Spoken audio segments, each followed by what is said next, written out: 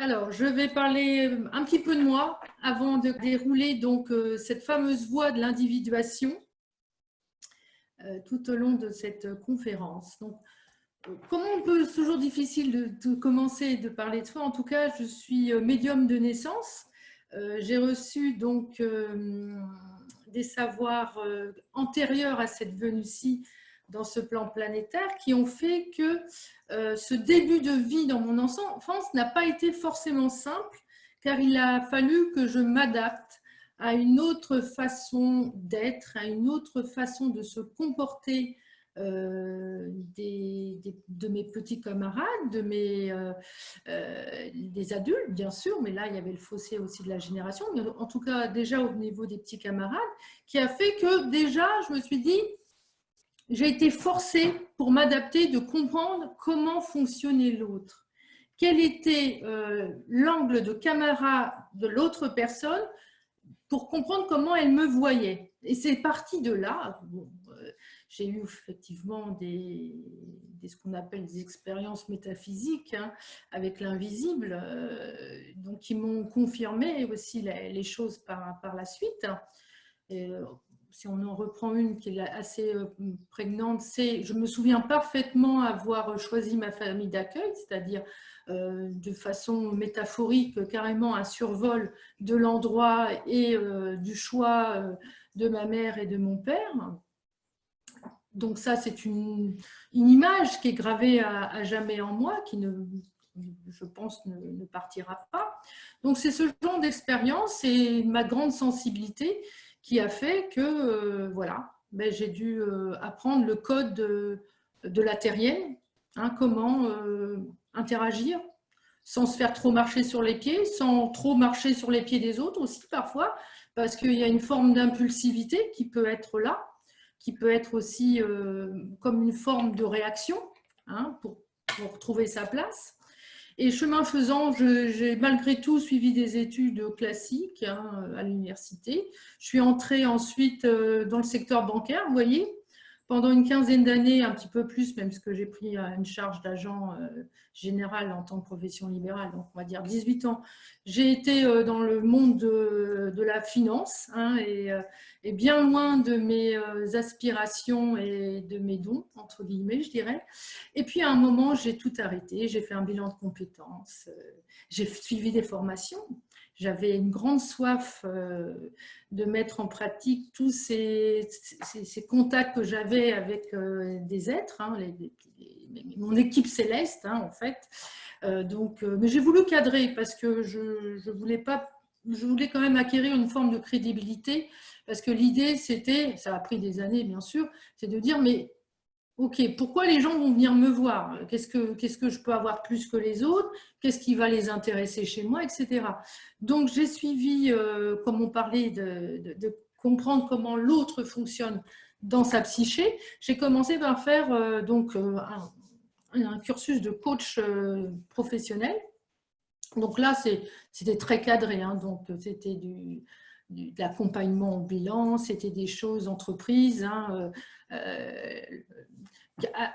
Et de là, j'ai poursuivi sur un cursus de maître praticienne en énéagramme.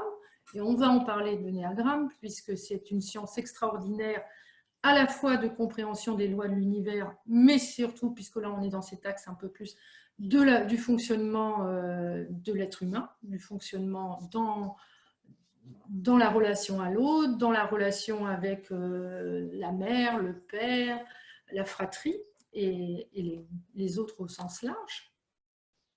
Donc j'ai poursuivi par tout un tas en cabale aussi, de référentiels de naissance.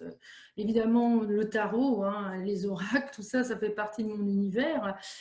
Tout ce qui peut en fait être un lien pour comprendre l'invisible, comprendre quelles sont ces interfaces, cet espace-temps, pas vraiment palpable. Bien sûr, il y a le ressenti, ce qu'on appelle la clairsensitivité, la clairaudience, la clairvoyance, bien sûr, tous ces dons justement supérieurs de l'être qu'il nous faut développer. Et on verra qu'il y en a 7, en plus de nos 5 sens de base, pour justement arriver à notre ADN complet qui contient 12 brins d'ADN, puisqu'on a été pour la plupart redimensionnés pour répondre à un agenda particulier, un agenda terrestre et sociétaire. Donc, voilà, et j'en suis là, et maintenant j'ai écrit donc un premier livre qui raconte un peu ce parcours et qui justement invite l'apprenti initié, en tout cas la personne en quête de vérité sur qu'est-ce que nous vivons justement en cette fin de paradigme, comment, puis des choses plus pragmatiques du style qui suis-je, hein, qu'est-ce que je viens faire dans ce corps, pourquoi je fonctionne, pourquoi il y a avec certaines personnes je m'entends bien, mais avec d'autres ça passe pas. Hein, bon, on va voir qu'il y a des gens qui fonctionnent avec le mental en premier, d'autres personnes c'est l'émotionnel, et encore d'autres groupes c'est l'instinctif. Même si on utilise tous ces 3 centres d'intelligence, il y a des préférences. Et donc, j'aimerais qu'on démarre maintenant sur… donc, j'accompagne, comme vous l'avez compris, hein, des personnes en quête de compréhension supérieure de leur fonctionnement et aussi des lois de l'invisible. Donc, je vais vous partager un premier schéma, comme ça. Ce premier schéma, donc, qui est le schéma de la conscience d'un être humain, ce sont des cercles concentriques, vous voyez, qui vont de l'extérieur vers l'intérieur, et c'est la voie de l'individuation. C'est ce que je propose en fait dans mon enseignement. C'est de partir de cet espace psychique insondable, informe, etc., à ce noyau central qui est notre essence. Au-delà, on peut l'appeler l'esprit aussi, le soi supérieur, et cette connexion au plan divin. Il faut savoir que la façon dont nous sommes conçus, bon, évidemment, on n'est pas tous au même niveau quand on arrive dans cette incarnation. Il y a des, comme dans le tellurique, hein, vous savez bien cet axiome, tout ce qui est en haut est comme tout ce qui est en bas. Hein. On commence à la petite maternelle et on peut finir plus qu'à l'université et dans des agrégations plus, ou sinon des écoles spécialisées. Donc, c'est pareil pour les humains. Donc, on n'arrive pas tous avec les mêmes bagages. Et les mêmes bagages, c'est notre espace psychique. Et qu'est-ce que c'est l'espace psychique? En fait, l'espace psychique, ça reprend l'âme et ça reprend l'ego. Et l'âme, c'est en fait, on peut prendre l'image, hein, c'est vrai, mais c'est simple, du disque dur que notre conscience a alimenté au fur et à mesure de ces interactions avec différents plans, la Terre bien sûr, mais ça peut être aussi sur d'autres systèmes d'existence, sur d'autres planètes ou d'autres niveaux d'intelligence et de relations, qui va former donc cette âme qui va donc porter l'engramme de toutes les émotions, les pensées, les actions qui ont été inscrites, qui va comporter les fameuses postures karmiques que nous détaillerons par la suite, et qui est ce karma. Alors le karma, évidemment, karma, dharma. Karma, on a toujours l'impression que c'est plutôt négatif, et le dharma, les récompenses. C'est un peu plus complexe que ça. Donc, ces postures karmiques, hein, puisqu'on est en train d'en parler, j'en suis en train de les évoquer, ce sont des allégeances, c'est-à-dire, je vous parlais de l'engramme de toutes les actions, c'est aussi tout ce qui est en lien avec nos aïeux, avec ce qu'on appelle le transgénérationnel au sens plus large. Mais pas que. Il y a aussi une interaction avec des entités interdimensionnelles. Les entités interdimensionnelles, ce sont, ma foi, les anges, les archanges. C'est tout en fait, tout ce petit, entre guillemets, peuple céleste, hein, du plus démoniaque au plus élevé, mais on reste toujours dans l'astral. Hein. Le plan d'astral, je le rappelle, c'est le plan en fait de l'émotionnel. C'est en fait, c'est comme un double de la Terre, mais dans des vibrations différentes. Et d'ailleurs, chaque nuit, la plupart d'entre vous, nous allons dans ces plans-là, et dans le royaume des morts aussi, qui se trouve aussi dans le plan de l'astral. Je reviens sur mon karma, avec ces entités interdimensionnelles. Donc, ce karma que nous portons dans cette âme va faire un blocage pour aller vers l'essence, c'est-à-dire notre esprit. C'est un blocage, c'est-à-dire que c'est comme un barda. Il va falloir aller savoir ce qu'il y a dans ce fameux barda, dans ce sac à dos, pour aller regarder, observer quels objets il y a dans ce sac à dos, qu'est-ce qu'on porte et qu'on aimerait bien se défaire pour être un peu plus léger, pour pouvoir marcher plus vite. Vous voyez, hein, si on prend cette image du marcheur qui va sur la montagne, qui va ascensionner, et ben, plus il est léger, évidemment, plus il y a de chances qu'il arrive au bout, sur le toit de cette montagne. Et puis, il y a autre chose. Le karma, donc on vient d'en parler, il y a l'ego. L'ego, c'est dans la partie incarnée qui va devenir visible. Là, on va dans la matière, la personnalité. Et je ferai juste un petit jeu de mots qui est assez drôle. Regardez personnalité. Si on le met dans la langue des oiseaux, ça fait personne-alité. Donc horizontal. Alors qu'on sait bien que c'est la verticalité, c'est le fait de se redresser, de pouvoir accéder à la source, hein, et de pouvoir être dans son centre conscient, que nous pouvons activer nos énergies multidimensionnelles. Donc déjà, on se doute que c'est un mot qui recouvre des choses pas très sympathiques. Donc l'ego, qui en fait derrière, c'est quoi l'ego? En fait, c'est des magmas, c'est pareil, c'est des accords avec des forces. Hein. Tous les génies de la Kabbale, que ce soit la Kabbale chrétienne, également hébraïque, en fait, reprennent tous ces petits êtres, hein, on les appelle les 72 génies, versus bien, versus mal de l'autre côté, hein, les bons et mauvais génies, qui font 144. Tout ça aussi sont des lois par rapport aux chiffres. Donc, ce sont ce qu'on appelle des agrégats négatifs. Ces agrégats négatifs, ça peut être, si on reprend cette métaphore du sac, ça peut être de petites bombettes, vous voyez, hein, qui peuvent aussi éclater à tout moment.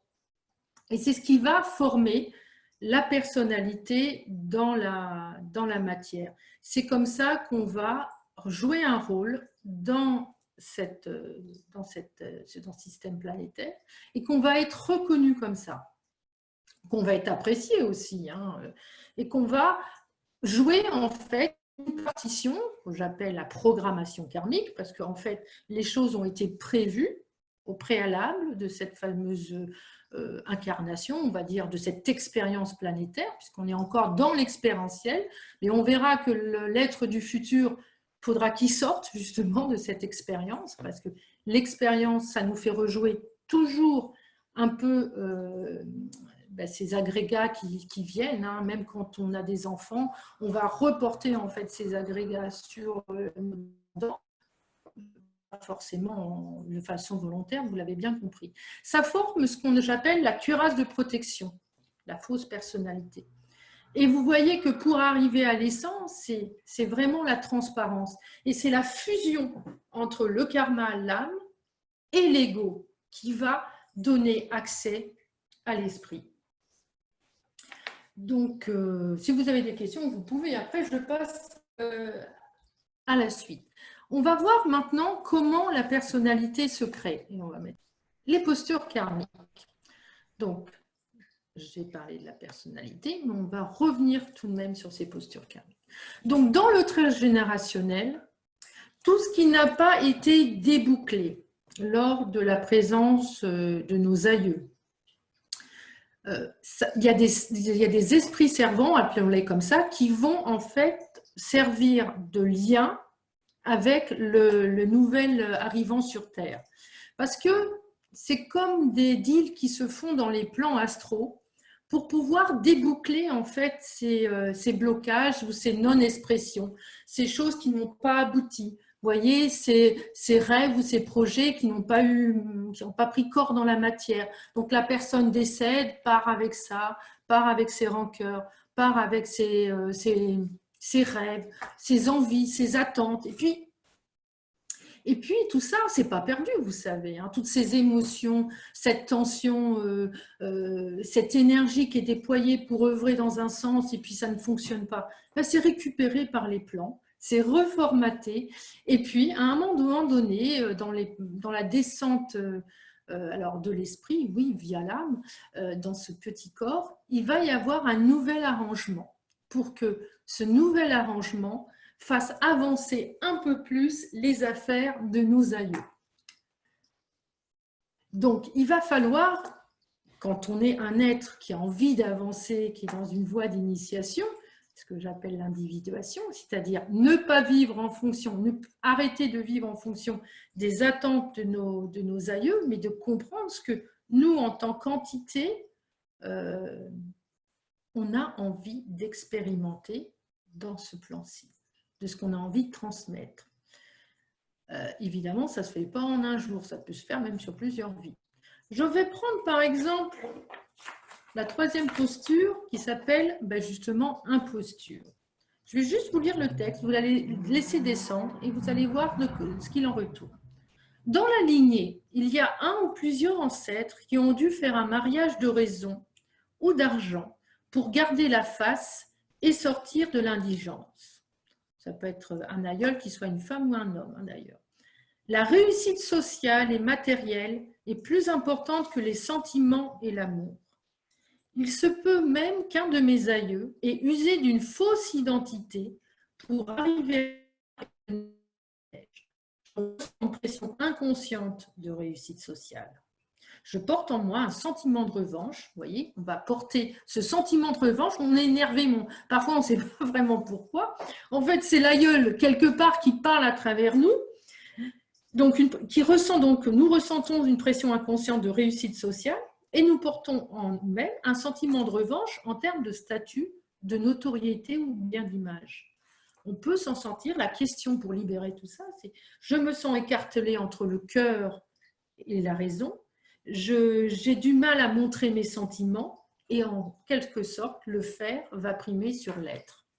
Donc ça, c'est une posture. Il est évident qu'on peut porter plusieurs postures qui deviennent des failles, donc ça s'appelle des fragilités dans l'âme, qui va être notre point de fragilité dans notre parcours. Donc là, on la cerne, la fragilité dans cette posture de l'imposture. Ça va être la quête du succès, la quête de la réussite. Ça va être plaire à tout prix. Ça va la quête de récolter des lauriers, vous voyez, de cet aïeul qui n'a pas forcément accédé à ce qu'elle désirait. Je vais juste vous citer une autre, on ne va pas toutes les faire, après, sinon ça serait bien trop long. La cinquième posture que j'ai nommée indigence. Donc ce sont des postures qui me sont descendues des plans.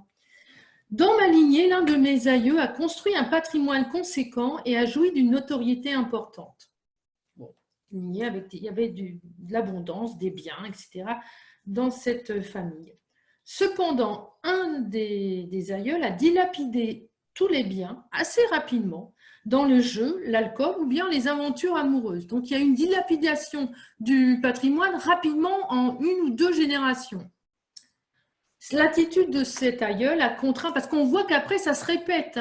Il y a aussi des faillites en cascade dans les générations suivantes. Son attitude a contraint sa famille à vivre dans la misère, évidemment, ou la pauvreté.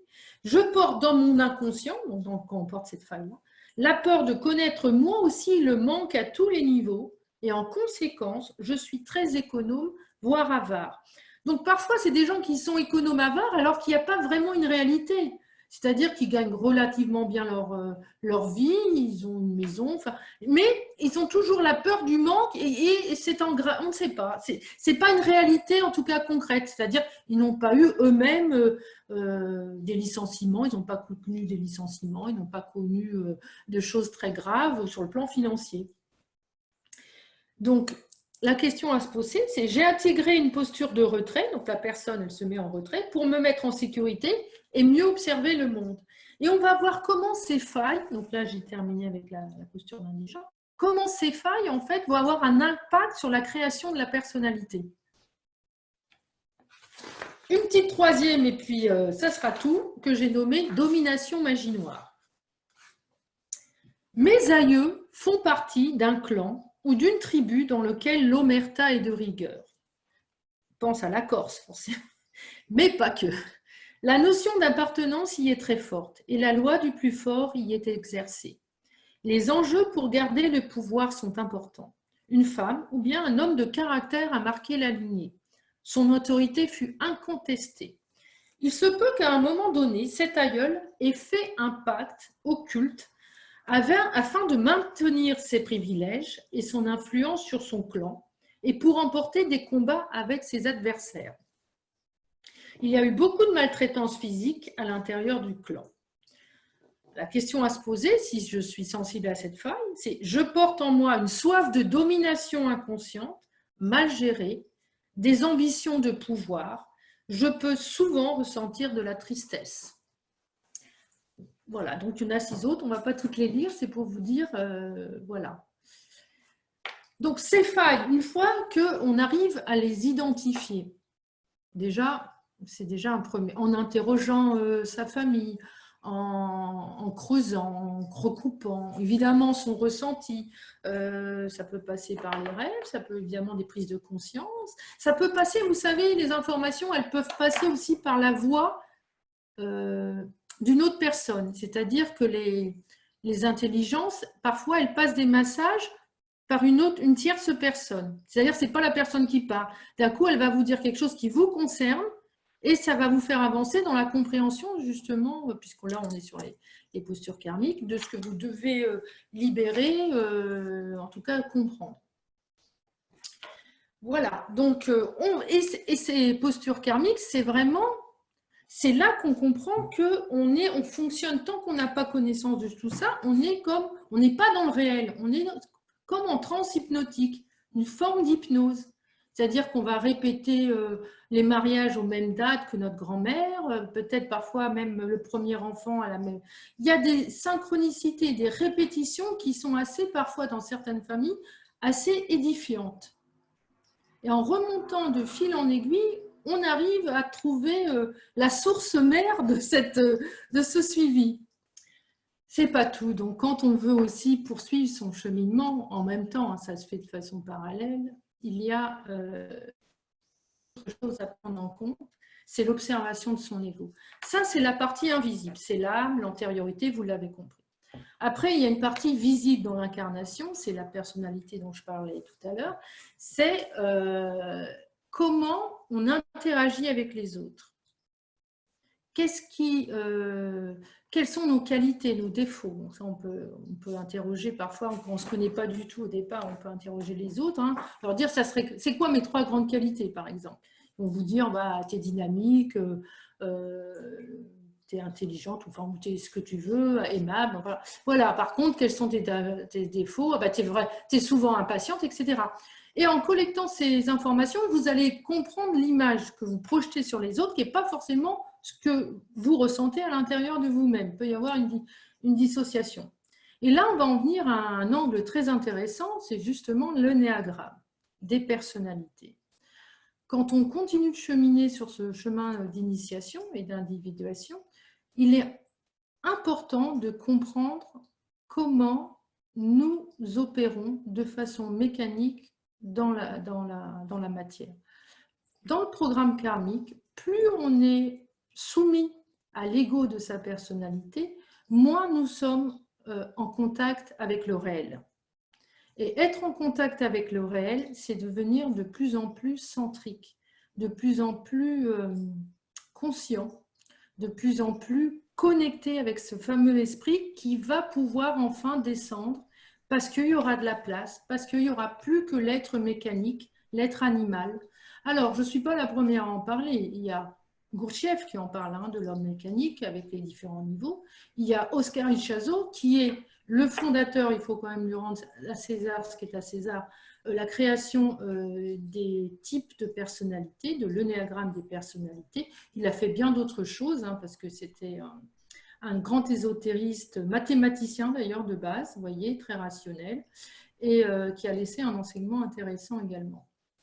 Donc, le néagramme des personnalités propose en fait 9 facettes, 9 façons de voir le monde, 9 façons d'interagir avec le monde sous forme de 3 centres. Christelle, juste on a une question de Artus, alors je suppose que c'est un pseudo, mais qui dit « Quid des différentes incarnations avec le karma ?»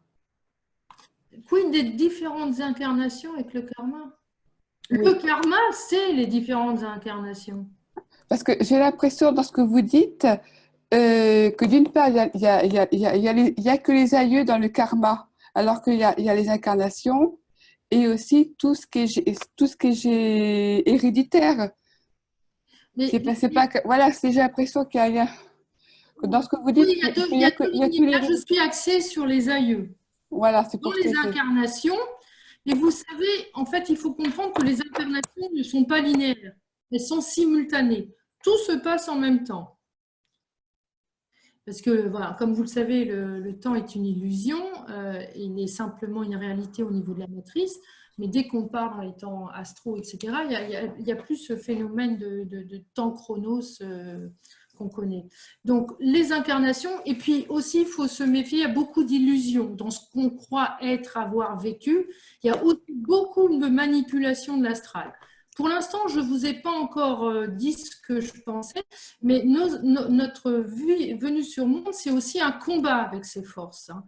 Elles nous ont, en partie, elles sont même à la création, à l'origine de la création d'un certain type d'être humain. Donc, ce sont des intelligences extrêmement évoluées, qui ont des milliards d'années, si vous voulez, d'évolution par rapport au projet homme, parce que l'homme, l'être humain, est un projet qui a été oui, alors il n'y a pas que la génétique, qui a été conçue par ces intelligences, et de ce fait, elles se croient aussi en droit d'interagir aussi dans notre développement.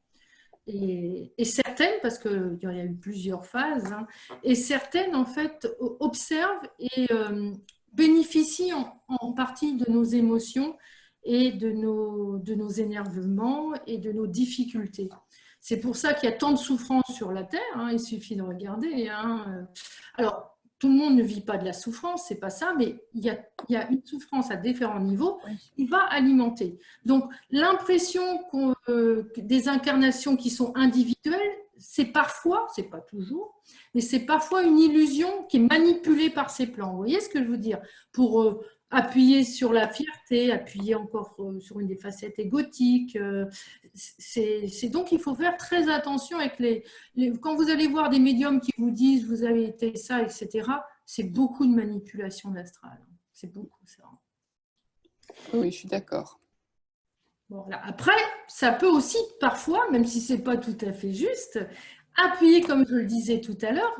Ils vont recevoir des messages qui peuvent être en lien avec votre propre équipe et qui peuvent vous faire avancer. Donc, mon discours, il n'est pas de dire c'est tout du flou, c'est toujours pareil, c'est un discernement qu'il va falloir acquérir pour ressentir ce qu'il y a de juste, de ce qui est faux, qui ne concerne pas.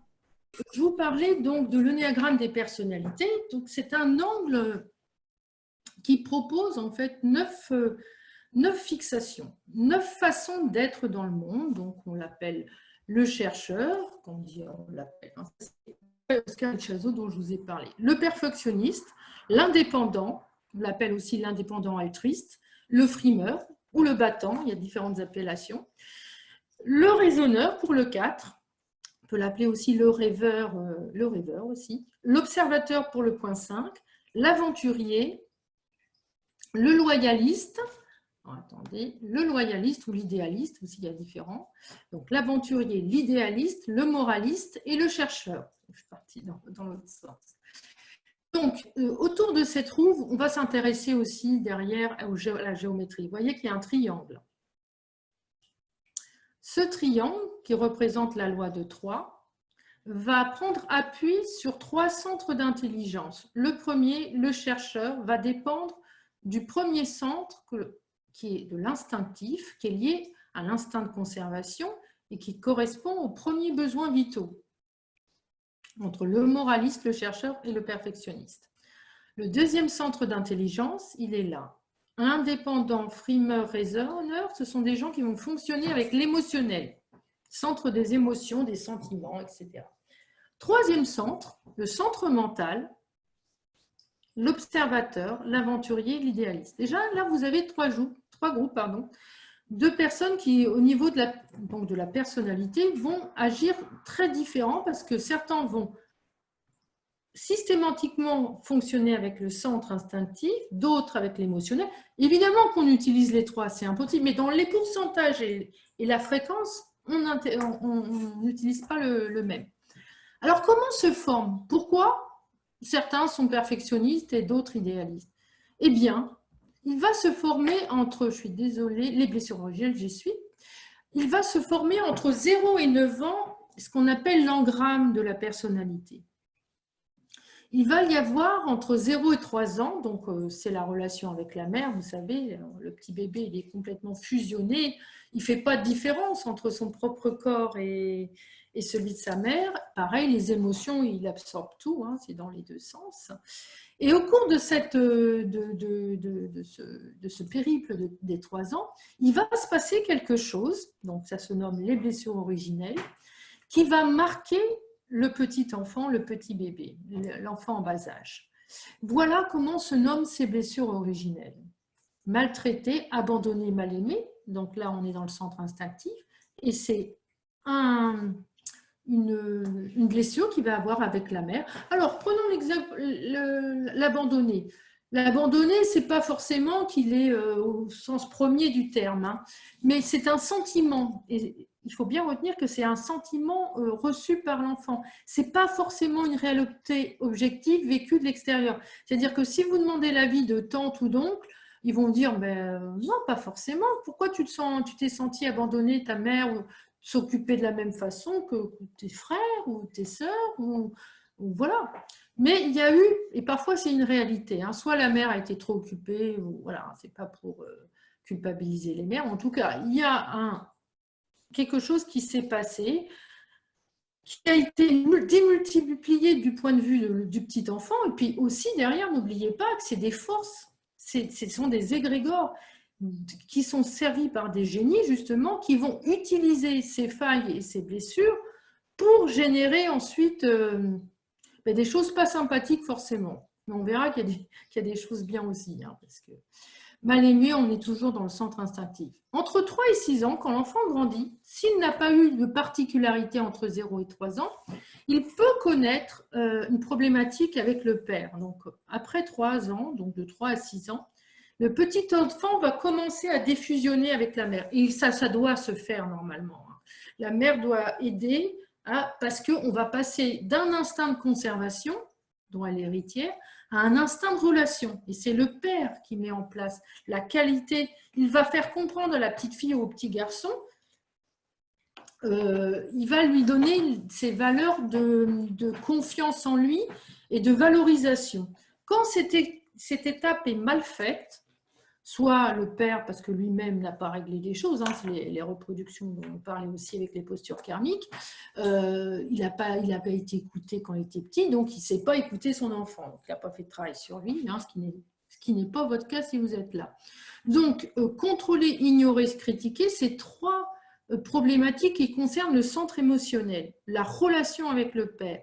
La relation, il y a eu quelque chose, il y a eu un choc, enfin, ce n'est pas encore le choc, parce qu'on va y arriver au choc, qui a fait qu'un sentiment où je me sens contrôlée, je me sens observée, je ne suis pas libre comme je voudrais, si on prend le point 2, parce que ça commence là, 1, 2, 3, 4, 1, 2, 3, 4.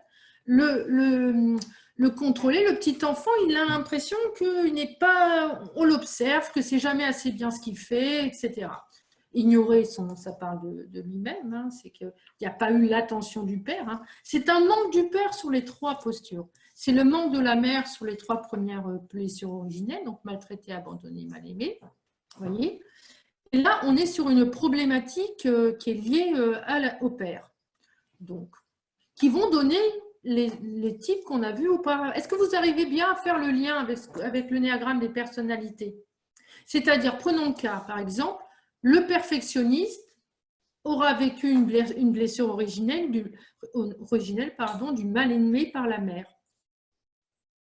Parce qu'il ou elle a été mal aimé par la mère, il va se sentir obligé d'en faire beaucoup, de faire les choses bien, de faire toujours les choses de façon au plus précise possible, parfaite possible. Hein. C'est le soi parfait, hein, les fameuses injonctions aussi qu'on peut retrouver. Donc, je reparle donc sur le trio, voilà, contrôler, ignorer, critiquer, qui est lui, donc pour le centre émotionnel avec le père. Critiqué par le père, ça va faire le raisonneur du point 4, vous voyez. Et on termine avec le troisième trio, aliéné, inutile et en état d'infériorité, qui est le centre mental. Et là, c'est plus la relation avec le père, puisque l'enfant grandit, c'est après 6 ans, entre 6 et 9 ans. Ça va être la relation soit avec la fratrie, au sens large, c'est-à-dire les oncles et tantes, ou s'il y en a très peu, ça sera avec tout ce qui est extérieur, les voisins, l'école, etc. Donc, et à pareil, il y a une blessure qui va se mettre en place de l'aliéné, c'est-à-dire que le sein qui va se trouver étouffé dans ses émotions. C'est l'impression qu'on lui en demande trop, vous voyez, et parce que là, c'est une problématique émotionnelle, puisque là, on est dans le centre mental, hein, voyez-vous.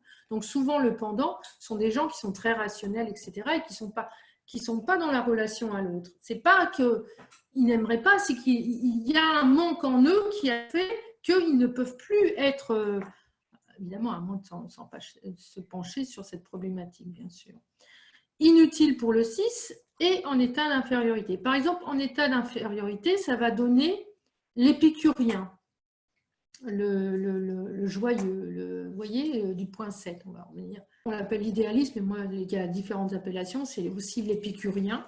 L'idéaliste, ben, il s'est senti en état d'infériorité, donc il y a une notion d'injustice qu'il a vécue, donc il va avoir besoin de compenser avec cet idéal, et puis il y a derrière aussi les mécanismes de défense. Donc aujourd'hui, dans cette conférence, je ne vais pas aborder tout le néagramme des personnalités, c'est impossible. C'est tout un enseignement. Donc je vous donne des achoppements pour l'instant. Ces blessures originelles, elles vont impacter un sentiment très très fort qu'on appelle le point choc et qui va déterminer notre façon de voir le monde. Les points chocs, pardon. Donc, il faut bien que vous voyez que, par exemple, quand on regarde le point 1, mal aimé par la mère, il va y avoir une forme de désillusion. Bon, pourquoi ce sentiment d'être pas aussi bien aimé que ma sœur? Ça, c'est les histoires aussi transgénérationnelles. Souvent, on remarque que les conflits entre fratries se reportent, peut-être pas forcément d'une génération directement, mais parfois une génération après, qui donne des personnalités, par exemple, du désillusionné, mal aimé, qui va donner la perfectionniste.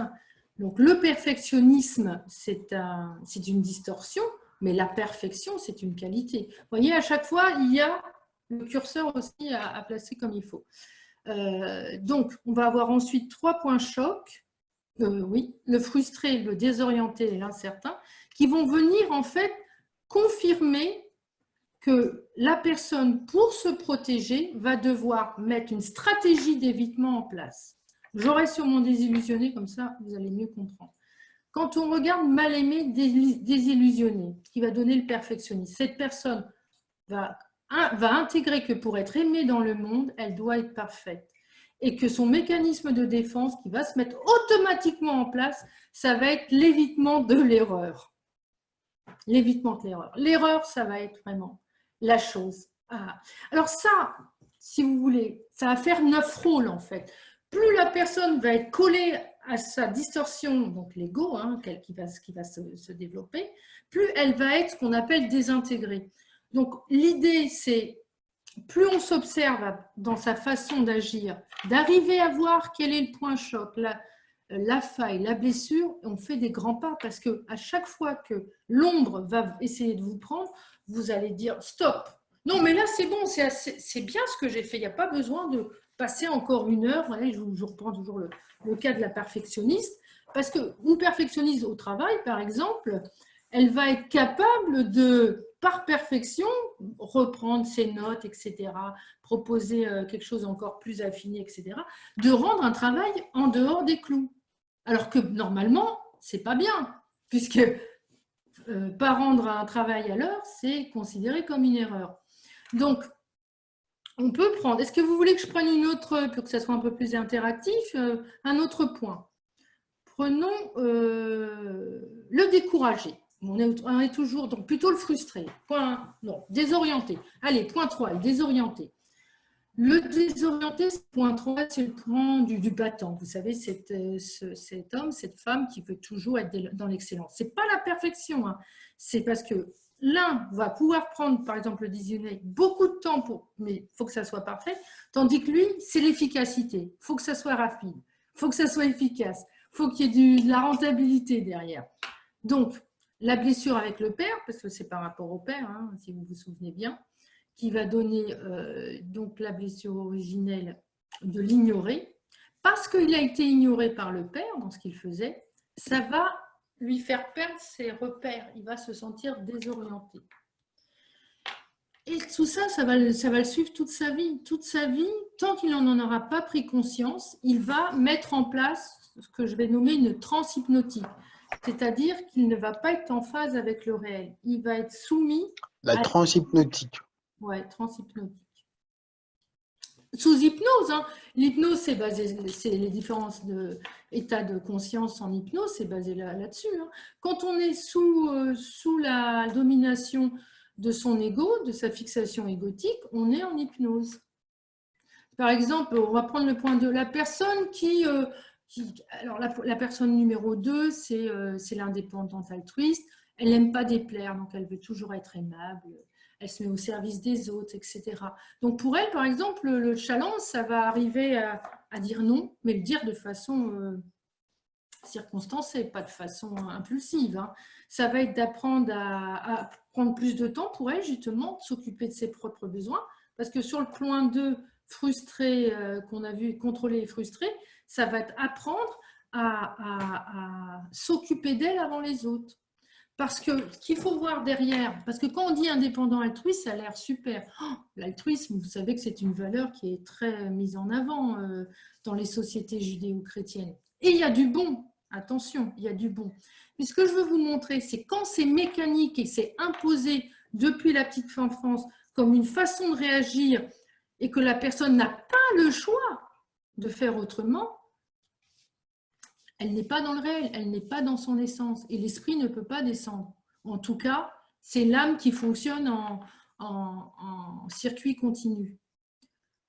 Vous pouvez me poser une question là parce que là, non, pas de question. Alors, pour l'instant, non, pas de question. D'accord. C'est clair. Très bien. Donc, en état, vous voyez, sur le centre du mental, en état d'appréhension, est-ce que vous ressentez que déjà dans le nom, vous avez comme un ressenti de peur, voyez? En fait, ce que je vous ai parlé sur les 3 grands poisons, les 3 grandes émotions négatives hein, qui gèrent tout ce cercle. Hein. Là, vous avez l'émotion de tristesse pour abattu, découragé, désillusionné. Là, vous avez l'émotion de colère, frustré, désorienté, incertain. Et là, vous avez l'émotion de peur, agité, en état d'appréhension et en manque d'assurance. Donc, quand on cherche sa fixation égotique, un des premiers, c'est quelle est l'émotion que je manifeste le plus souvent? Est-ce que c'est la tristesse? Est-ce que c'est la peur? Est-ce que c'est la colère?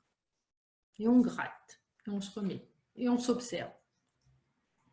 Évidemment que le curseur du mécanisme de défense, il se met en place quand il y a un stress plus important. Quand les choses se passent à peu près bien, on peut ne pas s'observer de façon facile. C'est quand il y a un stress, on est obligé de faire vite les choses, etc., que ça se manifeste davantage. Alors, donc j'en suis sur la personnalité. Ok. Donc l'idée, c'est d'aller vers la vertu. Et tout ça, c'est ce qu'on appelle les 9 passions. Et derrière les passions, pareil, ce sont des intelligences. Tout ça, ça part de l'invisible. Hein. Ce qu'il faut comprendre, c'est que nos comportements extérieurs, elles sont conditionnés par des forces extérieures. Et ça c'est quelque chose. Notre combat, il est avec ces forces. Alors, parfois, elles sont nos alliés, hein, puis entre elles, il y a une hiérarchie aussi. Et souvent, c'est plutôt pour nous desservir. Donc, plus on va aller se mettre d'égal à égal avec ces forces, plus on va prendre du pouvoir sur nous-mêmes. Parce que la voix, c'est la souveraineté derrière. Je ne l'ai pas encore prononcé ce mot-là. Mais vous allez devenir souveraine et souverain quand vous allez maîtriser ces forces intérieures. dont certaines viennent du transgénérationnel, mais comme disait Madame aussi, des entités extérieures, des intelligences, hein, les fameux, voilà, hein, la Bible parle de démons, etc. Mais tout ça, en fait, les noms sont différents, mais sachez que c'est la même chose. C'est tout. Et les vices, parce que derrière, il y a 9 passions, donc on va retrouver la colère, la peur, l'intempérance, la luxure, etc. On a tout le voile, l'avarice. On va retrouver dans les 9, ces 9 passions, en fait. Et dans le pendant, quand on va faire ce fameux cheminement d'initiation, c'est qu'on va aller vers la vertu. La vertu exacerbée va donner une voie d'éveil. Donc, la voie de la perfection, c'est ce que je disais, le perfectionnisme était d'une distorsion. Quand la personne ne peut pas gérer cette mécanicité d'être le plus précis possible, de passer beaucoup de temps et de ne pas savoir équilibrer les choses dans sa vie par rapport à du temps à passer de façon différente, elle devient un robot. Est-ce que vous voyez que la notion de robot, en fait, c'est quand la personne... C'est pour ça que dans l'humanité que nous vivons, vous ne pouvez pas dire... Quand vous regardez, les gens agissent, surtout en ce moment, de façon, par rapport à la peur, de façon très différente. Moins une personne est évoluée, plus elle va fonctionner de façon mécanique. Ce qu'il faut bien savoir qu'il y a des groupes d'êtres qui fonctionnent avec une âme collective. Je ne vais pas vous choquer, là, ça va, il n'y a personne qui répond. Il y a des êtres qui n'ont pas une âme individualisée. Donc, quand ces êtres-là, après, ils vont évoluer hein, avec les éons, etc. C'est pas ça. Mais c'est pour ça que quand on est dans une voie, on ne peut pas se comparer aux autres. Voyez ? Prenons par exemple la voie de l'harmonie. La voie de l'harmonie, c'est le point 4. Derrière, c'est le romantique, c'est l'observateur, c'est la personne qui veut vraiment mettre de l'esthétisme dans sa vie. Si vous vous souvenez bien, c'est le critiquer. On va revenir, hein, parce que vous pouvez essayer les liens, parce que c'est pas évident, hein, comme le raisonneur. Le raisonneur, aussi le rêveur, le romantique, c'est différent. Le raisonneur, donc, il a eu aussi sa blessure avec le père. Souvenez-vous, c'est le critiquer. Blessure originale du critiquer par le père. C'est-à-dire qu'il a l'impression qu'il n'a pas été compris. C'est un être qui n'a pas été compris. C'est quelqu'un qui fonctionne avec l'émotionnel. Ce sont des gens qui ont des variations. Ça peut aller très bien d'un jour, très mal l'autre.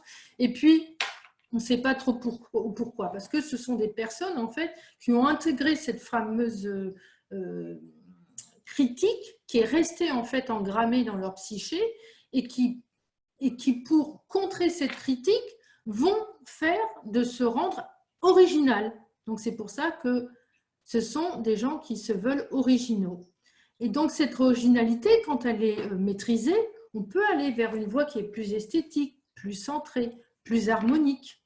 Donc, c'est une voie d'excellence aussi pour les problématiques du point 4, la voie de l'harmonie. La voie de la connaissance concerne le point 5. Voilà. Je crois que j'arrive en partie à la fin. Il y a juste...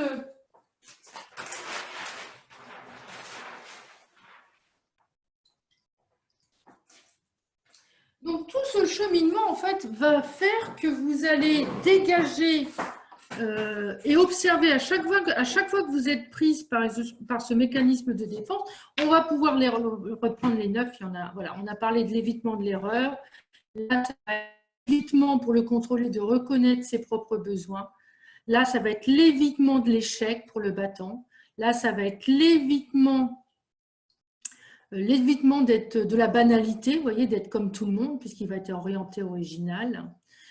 Ça va être l'évitement de se sentir intrusé, de se sentir, oui, pas attaqué, mais oui, intrusé, chose qui aime bien. La blessure d'inutile, c'est la peur, hein, c'est l'émotion de peur, on est dans l'émotion de peur là. Ça va être l'évitement de la déviance, hein. On va, pour se rassurer du troupeau, on va vouloir se mettre sur une voie au milieu. En état d'infériorité, ça va être des gens, hein, c'est le 7, c'est l'épicurien, ça va être l'évitement de la souffrance. Vous voyez, c'est quelqu'un qui va faire des stratégies pour éviter de se mettre en manque de quelque chose. Vous voyez, c'est pour ça que parfois aussi le point choc, c'est un manque d'assurance. Le maltraité, alors là, c'est le maltraité, c'est le point 8. Hein, c'est le petit enfant avec la blessure par rapport à la mère qui a eu l'impression de ne pas avoir été traité de façon équitable, comme ses frères et sœurs, d'avoir été un peu malmené. Donc, lui, pour résister dans la vie, il va comprendre qu'il doit être fort. Et de fil en aiguille, de toujours vouloir être fort, eh bien, c'est l'évitement de la faiblesse. Hein. Donc, il va être dans le mécanisme, dès qu'il va se sentir en insécurité, dans l'évitement de la faiblesse. Il va vouloir être toujours le plus fort. Alors, ça peut être physiquement, mais pas que. Hein. Ça va être dans la façon de se comporter, la façon de parler, le son de sa voix, etc. L'abandonné, notre point 9, qu'on appelle le médiateur ou le chercheur, selon les écoles, eh ben, il s'est senti abandonné par sa mère, donc ça va être l'évitement de se mettre en avant. Il va se mettre en retrait, pour éviter le conflit. Et ce qui revient chez l'abandonné, c'est vraiment l'évitement du conflit. Il ne veut pas créer de désordre, parce que ça va faire ressurgir toutes ces fameuses blessures dont il n'a pas envie de revivre, hein, tout simplement. Christelle? Oui. J'étais en train de me demander, on a entendu parler des 5 blessures de l'âme. Oui, de Lise Bourbeau. De Lise Bourbeau. Là, je vois que vous êtes descendu un cran en dessous, même peut-être 2, je ne sais pas. Est-ce qu'il y a un lien qu'on peut retrouver avec ces… Sur certaines fixations, oui, et sur d'autres, non. On a essayé de faire des liens avec les 5 blessures, le rejet, etc. Par exemple, si vous parlez de ça, on pourrait dire que l'aliéné, il a la blessure du rejet. Mais ce n'est pas vrai partout. Donc, il faut plutôt s'axer sur une autre grille de lecture, si vous voulez. La différence, là, avec le néagramme, c'est que c'est basé sur la motivation inconsciente. Ce n'est pas sur un comportement, parce que sur 2 comportements différents, vous pouvez avoir une même motivation et inversement. Ce qu'il faut vraiment se baser, c'est qu'est-ce qui va motiver la personne pour agir. Parce que vous pouvez être glouton, par exemple, en état d'infériorité, le glouton, on l'appelle le glouton aussi, l'épicurien. Vous pouvez avoir quelqu'un qui mange beaucoup, mais qui n'est pas une posture 7. C'est pas parce qu'il va se remplir pour éviter le manque de la souffrance, donc le manque de nourriture, mais ce n'est pas forcément au niveau de la nourriture. Ça peut être un 8, par exemple, qui est fort, qui veut maintenir le truc et puis qui mange beaucoup, vous voyez. Donc, il n'y a pas vraiment de lien à coup sûr avec ces blessures-là, mais c'est une question intéressante. Parce qu'on a essayé aussi de les recaser. C'est comme les injonctions aussi, quand je vous disais « sois parfait, sois gentil », etc. On peut aussi les mettre, mais ça ne marche pas non plus de façon idéale. Ok, merci. Une fois qu'on a vraiment fait bien du nettoyage, parce que quand vous faites un nettoyage, vous avez des équipes qui changent autour de vous. Vous n'avez plus les mêmes forces et les mêmes intelligences qui vous suivent. C'est bien pour ça que d'une année sur l'autre, bon, on peut prendre des plus grands décalages, de 5 ans à 5 ans, vous avez vraiment des gens qui changent, qui parfois, bon, ils gardent un trait de caractère dominant, mais ils ont une autre palette de fonctions, enfin, d'attitudes, je dirais, ou même dans leur appétence, même dans leur choix, ils aimaient par exemple aller je sais pas, n'importe quoi, aller au cinéma, ils n'aiment plus y aller, enfin voilà. Et donc, parce que le fait d'avoir évolué aussi, il y a d'autres équipes qui veulent prendre place autour de la psyché pour vivre de l'expérience planétaire. Et là, on le voit, c'est surtout dans les derniers avis de vie d'une personne. Il y a vraiment des grands changements, souvent, on va dire, dans la personnalité des personnes âgées. Et je ne parle pas d'Alzheimer. Alzheimer, c'est aussi autre chose, mais aussi un conflit d'entité dans la personne. Et puis, c'est aussi des blessures qui remontent. C'est complexe, on ne peut pas en parler en 2 secondes comme ça. Sur le plan occulte, c'est assez complexe. Donc, c'est vraiment tout ce cheminement qui va prendre vraiment… c'est une reprise, c'est-à-dire, c'est arriver à avoir la position méta. C'est quand vous parlez, vous observez quand vous parlez. C'est pas évident. Hein. C'est le soir, par exemple, vous remontez à l'envers toute votre journée. De l'instant où vous êtes assis jusqu'au matin. Qu'est-ce que j'ai fait? Qu'est-ce que j'ai dit? À qui j'ai parlé? Comment il a réagi? Ah oui, mais j'aurais pu faire ça. Vous voyez? Et à un moment donné, à force de faire ça, donc c'est dans le dur, hein, c'est dans la fosse d'Hadès, à un moment donné, vous allez anticiper votre réaction quand vous serez, par exemple, une tension, vous sentez la colère monter, et vous allez comprendre pourquoi, qu'est-ce qui est actionné en vous. Vous pouvez l'éteindre. En fait, quand vous arrivez de plus en plus, vous allez avoir ce qu'on appelle des initiations, mais dans le dur, parfois, c'est même des présences qui peuvent se manifester. Hein, pour vous dire, ce sont ce qu'on appelle les gardiens du seuil. Les gardiens du seuil, ils vous observent. Vous êtes, comme je vous l'ai dit, observés par ces intelligences, mais ils ont aussi parfois certaines des relais dans la matière avec des agents. Et à chaque fois que vous réussissez une grosse initiation, vous avez une manifestation dans la matière. J'en dirai pas plus parce que ça, c'est très personnel après. Puis ça peut… voilà, pas la peine. Avez-vous des questions? Là, c'est comme ça qu'on change sa vibration et que, comme je vous disais, les gens changent. Et plus vous élevez, parce que c'est ça, élever sa vibration, c'est maîtriser ses forces, c'est les identifier, c'est les comprendre. C'est une souffrance. Alors, je vais vous le dire, c'est une souffrance parce que vous allez, à un moment donné, perdre, quand je dis perdre votre personnalité, j'ai l'impression que vous n'avez plus d'identité. Vous ne savez plus qui vous êtes. Alors, vous dites, mais si je ne suis plus la gentille fille qui dit gna gna gna, mais qui je vais être? Qui je suis? Comment on va pouvoir m'apprécier? Ça va être accepté de ne plus être apprécié. Et ça, pour le point 2, c'est très difficile. Par exemple, si on prend un autre point, pour le point 8, hein, c'est un gars, voilà, on est dans la force, dans le rapport de force. Hein. Je évite la faiblesse. Je suis donc, on appelle ça le chef ou le moraliste, hein, selon les écoles. Quand cette personne comprend qu'elle ne peut pas être en relation avec quelqu'un d'autre sans que ça soit systématiquement dans une relation dominant-dominé, bah, c'est pas forcément facile à accepter non plus, vous voyez. Donc, ce sont des petites morts, des petits renoncements à ce qu'on croyait être et qui fait le jeu en fait d'une matrice, hein, parce que chacun va alimenter dans la roue et va faire bouger les autres, hein, vous voyez. C'est un jeu très interactif. À part le triangle dont je parlais, il y a l'hexagramme, hein, parce que s'il y a des liens comme ça dit des choses aussi. Du contrôlé qui va vers le critiqué, vous voyez, ça suit, ça fait un hexagramme. Vous voyez ? Alors, on a une question. Vous allez en avoir plusieurs. Donc, pouvez-vous nous en dire plus, s'il vous plaît, sur le sujet du plan astral? Le plan astral, c'est déjà un niveau vibratoire. Puisque tout est onde, toute l'information est constituée d'ondes, en fait. C'est une autre longueur d'onde d'expression de l'information qui forme un autre monde où vivent d'autres intelligences, où vivent en tout cas, où existent, existent les morts. Le plan des morts est à l'intérieur du plan de l'astral.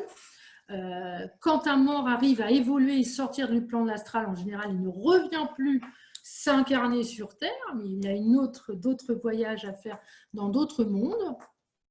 Donc le plan des morts est principalement celui qui vit le plus proche du plan des vivants. Hein, ça se interprénète. Le plan de l'astral, il est partout en nous. Hein. Dès que vous, par exemple, dès que vous êtes dans la nostalgie, par exemple, vous repensez à un souvenir heureux. Oh, c'était bien, tu te souviens, on allait là, on pique-niquait là, on allait à la rivière, on faisait ci, etc. Là, vous êtes dans le plan de l'astral. Vous voyez ? Si vous n'êtes pas dans l'instant présent, après il y a différentes manifestations, comme je viens de vous le dire, dans l'instant présent, etc., vous êtes dans l'astral. Dès que vous faites dans le futur des projets, vous imaginez votre future maison, ah j'aimerais bien si, oh oui ça serait bien s'il y avait un jardin mais il soit orienté comme ça, vous êtes dans le plan de l'astral. Voilà, le plan de l'astral, c'est vraiment, pour l'être en évolution, l'être, bon, on l'appelle la 6e race, en tout cas le futur être, ça sera celui qui va sortir de cet astral, qui va se rendre maître des intelligences de ce plan astral. Ils sont à égalité. Et donc là, il va acquérir tous les dons supérieurs de l'être, évidemment, la télékinésie, la clairvoyance, la capacité de voyager avec sa Merkaba dans tous les mondes, la télépathie. La télépathie, c'est la base, hein. Il n'y aura plus forcément besoin de passer par le monde de la forme et de la forme sonore. Parce que ce dont je vous parle, c'est casser la mécanique. Mais au-delà de casser de la mécanique de l'ego, c'est casser le monde de la forme. Parce que jusqu'alors, on a fonctionné dans le monde de la forme, que ça soit à base de symboles. C'est très bien, mais ça nous limite. Ça nous limite dans un plan. Donc, c'est tout ce cheminement qu'on a quand on a pris son bâton de pèlerin et qu'on a décidé de comprendre comment les mondes spirituels fonctionnaient. Et quand on arrive à déblayer un maximum notre ego, bon, ça ne veut pas dire qu'il est inexistant, mais qu'il est quand même redimensionné à sa juste place, c'est là qu'il y a plus de place dans notre espace psychique et c'est là qu'on peut accéder à l'essence, qu'on peut accéder à cette fusion avec l'esprit et que ça coule direct. En fait, on passe plus par le raisonnement, par l'intellect. Ça passe, la vibration, elle passe comme ça, elle descend, puis on sait, voilà. Mais bon, on est en transition, hein, voilà, moi je me sens en transition, un peu pionnière, mais pas complètement. Non, il faudra au moins 200 ans, 200, 300 ans pour que les nouveaux, que la 6e race soit vraiment ici sur cette planète. Avez-vous d'autres questions? Oui, il y a une autre question. Quand vous dites ça coule tout seul, vous parlez de canalisation? Non, parce que la canalisation, la plupart du temps, c'est des relations avec le monde de l'astral. La canalisation, vous êtes en fait, soit vous êtes adombré, c'est-à-dire vous servez d'outil, d'instrument à une intelligence qui veut se manifester. C'est pas qu'elle est forcément méchante, hein, c'est pas ça, mais vous êtes une marionnette. C'est pas vous qui avez le deal. Bien sûr que ça peut être intéressant de recevoir des messages de l'astral. C'est déjà un pas beaucoup plus évolué que la personne qui n'a aucun contact, qui est dans un matérialisme, qui voit que le visible, etc. On est bien d'accord. Mais la canalisation, la plupart du temps, les gens sont encombrés dans leur psychisme et tout ce qu'ils ont accès, c'est au monde. Et encore dans l'astral, vous savez, il y a différents niveaux. Hein. Là, moyen, un truc, il y a des subdivisions. Donc ça peut être intéressant, mais ça ne doit être qu'un passage. On ne doit pas s'en contenter, c'est ça que je veux dire. Alors Dominique nous dit ce sont des paroles de sagesse pourtant. Où ça, que je dis ou... Non, ce qui vient de l'astral. Oui, alors ce sont des paroles de sagesse dans le moment où on veut endormir la conscience de l'être qui reçoit ces paroles. C'est en mécanique. Parce que moi j'ai assisté aussi à des gens qui recevaient des messages. Je ne vais pas citer leur nom, hein, mais ces messages se ressemblent, c'est toujours la même chose. Et vous voyez bien qu'il n'y a plus la conscience de la personne. Elle sert complètement d'outil et ça ne veut pas dire que cette personne est plus sage, puisqu'on parle de sagesse, et qu'elle est plus évoluée. Si vous la voyez dans la vie de tous les jours, ce n'est pas forcément quelqu'un d'intelligent. Quand je parle d'intelligence, je parle de discernement. Hein. Je ne parle pas évidemment de programme, de culture. Hein, on est bien. L'intelligence, c'est la clarté d'esprit. C'est de faire ce qui est juste. Ce qui est juste pour vous au moment où vous allez le faire.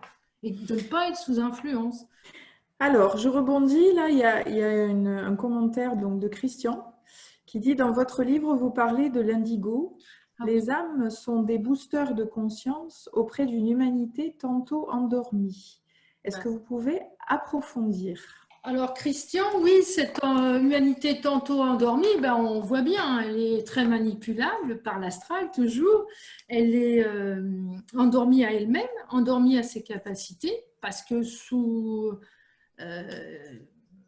contrôle, sous hypnose, hein, c'est ça, c'est de l'hypnose. C'est ces égrégores qui veillent à ce que les personnes aillent dans un sens, parce que derrière elles récoltent elle récolte des émotions, elle récolte, bon, certains on appelle le loche, mais enfin bon, en tout cas, on récolte une énergie qui fait vivre d'autres plans. Donc, en ne pas... Mais c'est une expérience, encore une fois, ces êtres ont besoin de passer par cet endormissement pour comprendre d'autres choses. Le tout, c'est de ne pas y rester trop longtemps, voyez-vous.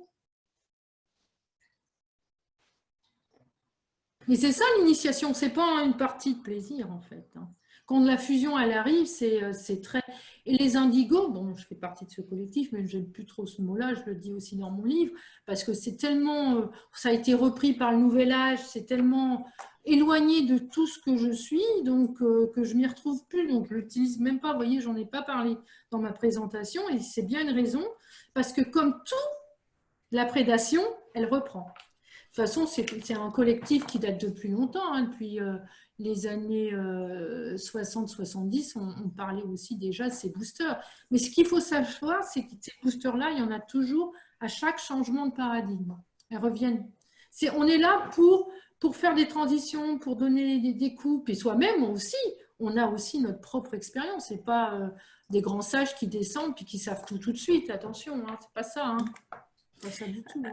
Alors, je pense qu'en fait, on a du mal à saisir, parce que là, vous donnez un grand coup de pied dans la fourmilière, un petit peu quand même, ce qui est très bien. Hein. Néanmoins, là, on a Dominique qui dit, mais il existe bien des êtres, quand même, des êtres bienveillants dans l'astral, même dans l'astral. Oui, ça s'appelle le haut astral, et c'est ce qu'on appelle le paradis des religions.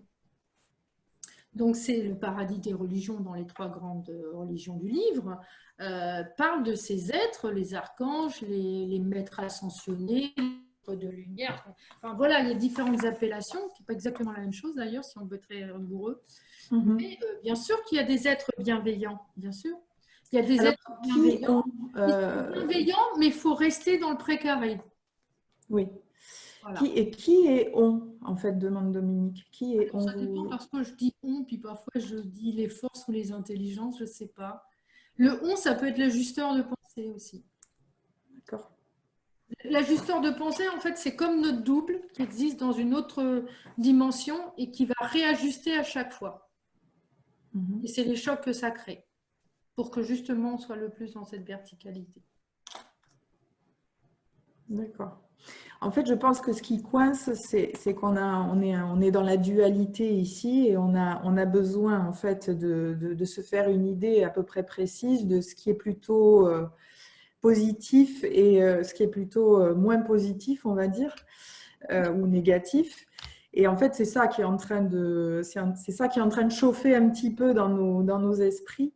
Ben oui, parce qu'on a besoin de se positionner bien. On a besoin de se positionner, exactement. On est encore soumis moi-même, hein. On est dans cette polarité et c'est très dur d'arriver à cette centricité, dans cette neutralité plutôt, je dirais, dans cette neutralité, c'est-à-dire le grand cheminement que nous avons à faire, c'est de nous décolorer.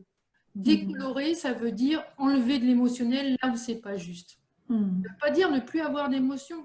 Papa, c'est pas ça que je dis. Okay. C'est-à-dire d'avoir des émotions à leur juste place. C'est pas faire du sentimentalisme dans le mental, d'inverser, chaque chose doit être à sa place. D'accord. J'ai 2 questions encore. Donc une autre de Dominique qui dit, mais et par rapport à la vision quantique? Mais c'est le quantique ce dont je parle. L'invisible, l'impalpable, l'onde, le quantique, c'est le fractal. C'est de l'infiniment petit à l'infiniment grand. Donc, des lois de l'univers au plus petit être, tout se fonctionne en spirale et descend. Le quantique va l'expliquer avec d'autres mots plus savants, mais c'est ça. D'accord. C'est la vibration. Le quantique, c'est la vibration. Super, merci beaucoup. Et après, il y a Greg qui dit « Bonjour, j'ai fait des voyages astro pendant 1 an sans savoir ce que c'était. Je partais toujours du même endroit, une cour d'école avec un arbre, où j'étais au-dessus de l'arbre, puis j'ai appris à me concentrer pour diriger ma hauteur, ma direction. Et comment l'interprétez-vous » C'est une sortie du corps astral à partir du corps physique, oui. Il y a différentes façons de faire du voyage astral. il a fait c'est des voyages astraux, il dirige son corps astral dans le plan de l'astral, en partant d'un point, vous voyez, oui, généralement on le fait à partir de son lit. Il y a des exercices qui préparent à ça, en visualisant chaque objet de son lit, etc. De visualiser ce bras, par exemple, invisible qui va monter. Et à force de se concentrer, etc., et ben vous pouvez voir votre corps au-dessus. Oui. Mais la plupart du temps, ce qui est plus intéressant, c'est apprendre à diriger ses rêves et faire du rêve lucide aussi. Hein. Mais on est aussi dans des plans de l'astral. Le rêve lucide, pour arriver au mental, c'est pas forcément évident, parce qu'en fait, les rêves sont à l'image de notre niveau de conscience dans le réel, dans le plan de densité. Parce que les règlements, c'est des ajustements qui se font dans les plans oniriques, où ces fameuses intelligences viennent aussi participer à vos voyages, à vos rêves. C'est un peu la même chose presque. C'est-à-dire que le rêve, le voyage astral, il va être plus, on va avoir un peu plus la main dessus. Et un rêve que vous ne maîtrisez pas, c'est-à-dire pas un rêve lucide, et ben, vous êtes ballotté, mais vous êtes aussi dans l'astral. Donc on a Nicole qui nous demande, qui nous dit, c'est la voie du milieu qu'il faut prendre. On doit arriver au calme plat. Est-ce qu'il n'existe pas un autre monde que celui du terrestre et de l'astral, le jardin d'Éden par exemple? Le jardin d'Éden est encore en lien avec le paradis. Et c'est en lien avec le haut astral. C'est des intelligences qui sont très évoluées et qui sont encore dans ces strates. En fait, l'astral, c'est une illusion. Donc, vous voyez, c'est la différence de l'astral avec le plan mental, et du supramental, donc qui sera encore au-dessus, c'est que là, c'est une projection d'illusion qu'on crée une réalité dans un autre monde. Est-ce que je m'exprime bien quand je dis ça? C'est à force d'avoir imaginé tout un tas de choses depuis que le monde est monde, sur ce plan de densité, que ça a créé ce monde-là.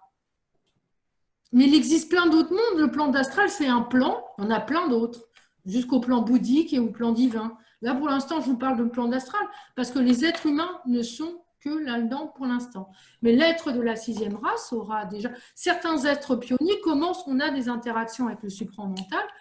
Bon, il y a Bernard de Montréal, je vais le citer quand même, lui était un être qui, paraît-il, avait fusionné complètement, c'est ce qu'il nous disait dans ses conférences, donc au Québec, il est décédé en 2003, si je ne me trompe pas.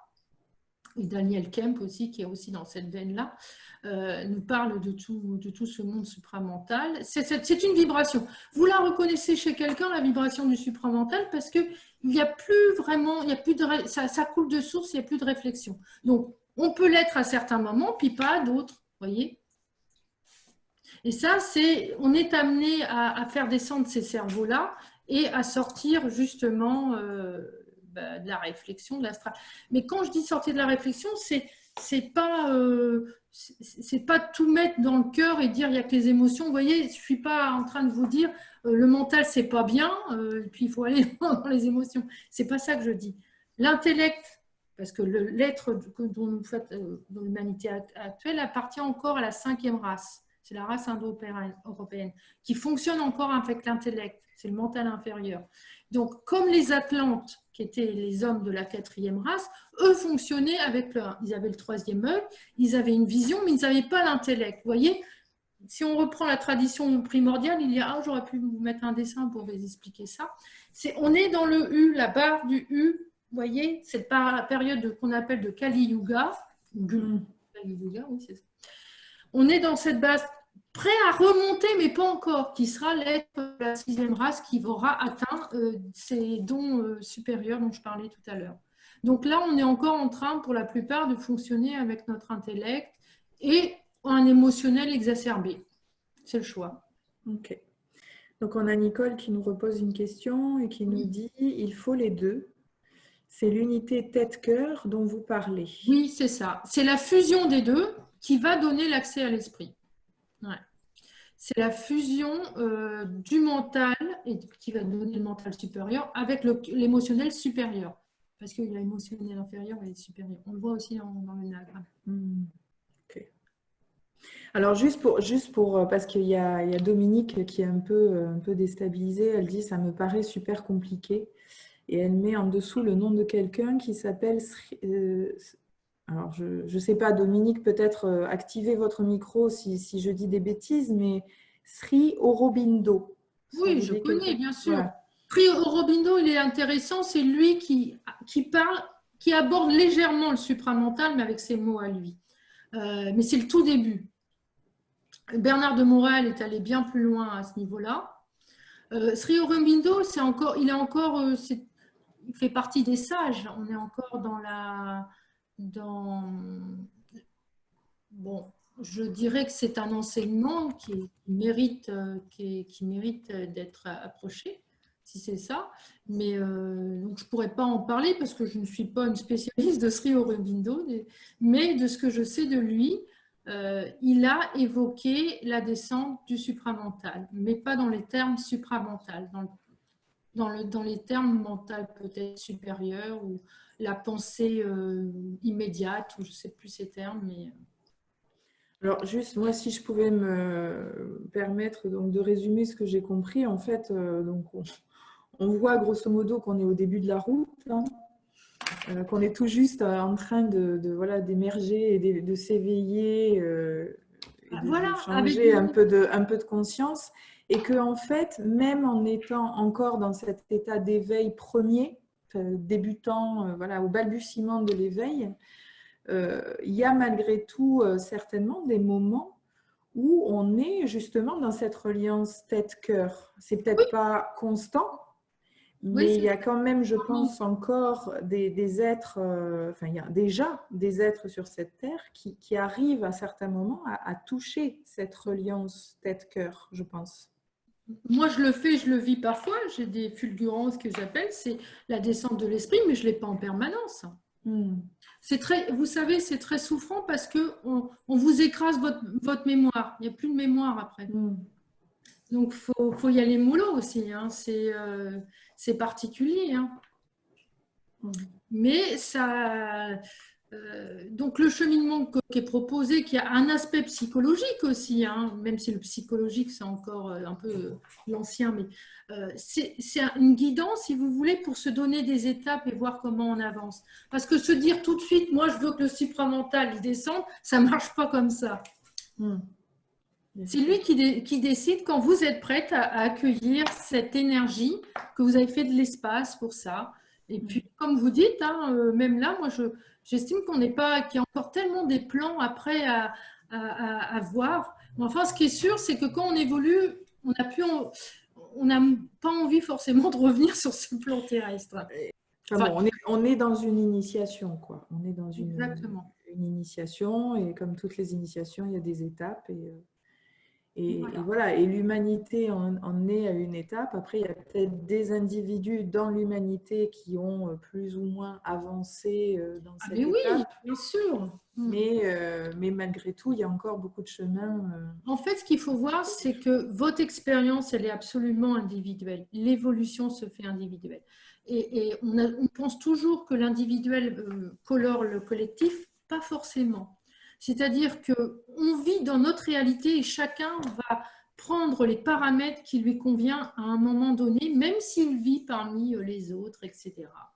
Donc, c'est pour ça qu'il ne faut jamais juger de votre avancée par rapport à un groupe de personnes. C'est vraiment très, très personnel. Même quand on parle d'une initiation, hein, c'est toujours pour faire passer en plus avec les mots sont vraiment limités hein, par rapport à une pensée ou quand on est en télépathie. Donc, on se sent un peu frustré parfois de vouloir transmettre davantage, mais c'est comme ça. C'est comme ça. Ouais. Restons centriques, restons centrés et tout va bien se passer. Mais oui, il n'y a pas de raison. Il faut rester positif. En tout cas, merci beaucoup Christelle. C'était très intéressant et de partager justement d'autres idées, d'autres opinions, d'autres découvertes. Ça nous ouvre vers d'autres univers, d'autres possibilités. Et c'était très, très intéressant. Je vous remercie de m'avoir accueilli au sein de votre boudoir et avec plaisir de partager et d'entendre aussi vos retours. Ça me fait très plaisir.